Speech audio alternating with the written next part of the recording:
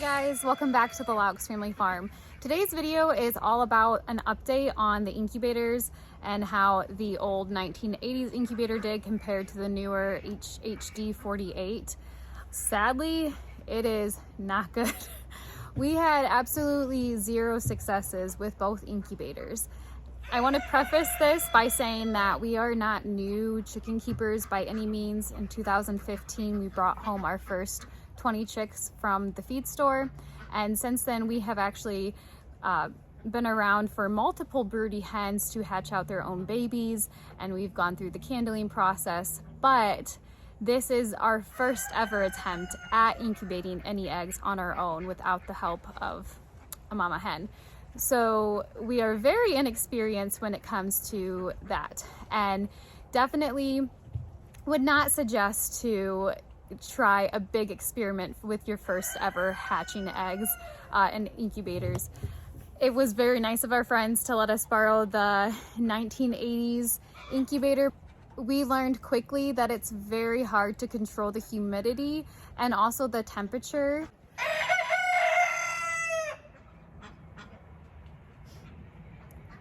The outcome of the incubators, our HHD 48, we had one chick on day 22 start to make little pips, and you could see that there was a shell was being cracked, but it never broke through and actually was able to break out of the shell.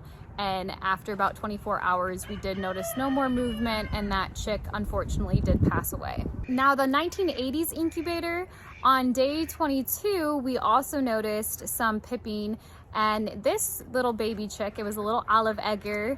It actually did make it all the way out of the shell, but our best understanding of what happened is that its beak got stuck, or the humidity wasn't right. It was not able to start unzipping. Typically, baby chicks, they pip and make a little hole, and then they pip all the way around in a circle, and they unzip themselves from their egg, and that did not happen. So we waited till over 24 hours, and we decided we would go ahead and try to help the chick.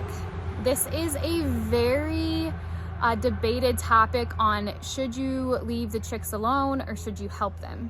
And what we found from our research is that most likely if you help the chick, it will not survive. At the same time, a chick that is having a hard time getting out of the shell is most likely not going to survive anyways.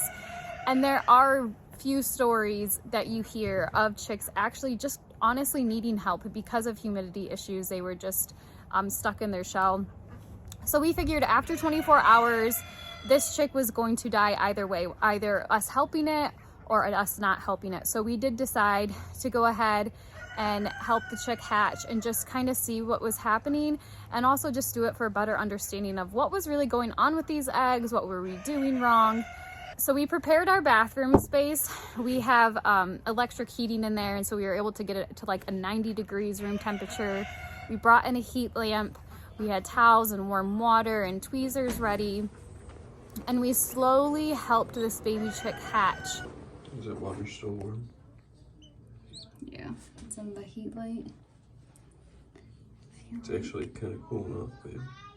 A little bit. Maybe not, I don't know. I'm so scared. I don't want to like get the shell in its mouth. I wouldn't work around that beak at all.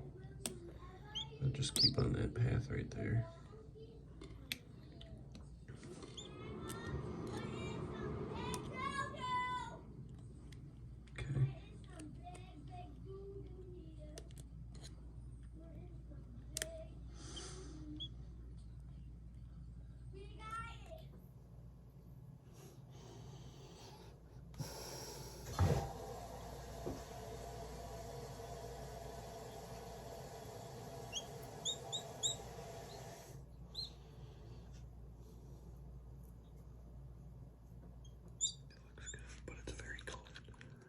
We need to put it in the incubator. Yeah. Do you think we should finish? No. Just put it in the incubator? Okay, come on.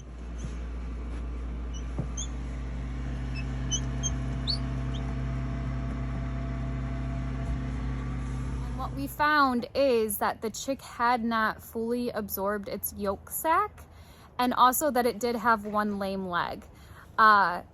We made it as comfortable as he could be. We put him back into the incubator for a little bit just to see if he would dry out and like kind of start perking back up. But by day 24, he had passed away. We did everything we could to make him comfortable. Sweet little boy, was so sweet, and he was hatched from a beautiful olive eggshell, so he would have been just a beautiful little chick, or she, I guess, we don't know. We did go back and check all the other eggs by candling them to see if we noticed any movement, and the majority of the eggs, you could see that they were fully formed chicks, but they had no movement and that they had died. So it could be that the humidity was off and it was hard for them to hatch and they just kind of suffocated. It could be that the temperature spiked and they just got overheated. We honestly don't know. But there were 2 eggs still on day 23 that you could clearly see the chicks moving around. So we put those back in the incubator and we waited another 24 hours. At no point did we hear any chirping. We didn't see any pipping, anything like that. So the night of the 24th, we did candle the eggs again, and they had stopped all movement and they had passed away. So it was very, very depressing. Honestly, it's always shocking in this homesteading journey just how hard these deaths hit you. And me and Alex, my husband, we do struggle like with feeling pretty down and even kind of questioning like, why are we doing this? Why did we decide to create life just for it to die? But it makes you realize just how desensitized we are from our food sources and just life in general, and just how hard death really is. And you know, it's okay to feel sad from that. It is a sad thing. But with that being said, we did decide to try again, and we did a little bit more research, and we found that our main problem with HHD 48 was controlling the temperature. It was just unable to keep at that 99.5 to 100.5 for a long amount of time. It would hit that high temperature and then it would just slowly go down into the 98s. So Alex got some foam insulation and duct taped it on the outside because we bought this incubator used. It looks like it does come in foam, and people typically leave that on the incubators, and everyone who has done that has had a decent success rate with this incubator. So we've done that. We are on day 9 of incubating a second batch of eggs, and we just candled all the eggs yesterday. Out of 48, there was only 8 eggs that had not started to develop, and 3 of those were because they were not fertile at all. So we've only actually lost 5 eggs, and you could see a red ring around the eggshell, which is typically a sign of like a disease or like bacteria. The red ring of death is what they call it. So far it's looking better already. It's able to hold that temperature. Another local friend of ours did have an extra Nurturite 360 that they are letting us have. They no longer need it. So we did load that incubator up with some Barnevelder eggs and Caprimaran eggs from our hens. And we got hatching eggs from a local breeder for Barnevelders. And we candled those in the Nurturite 360.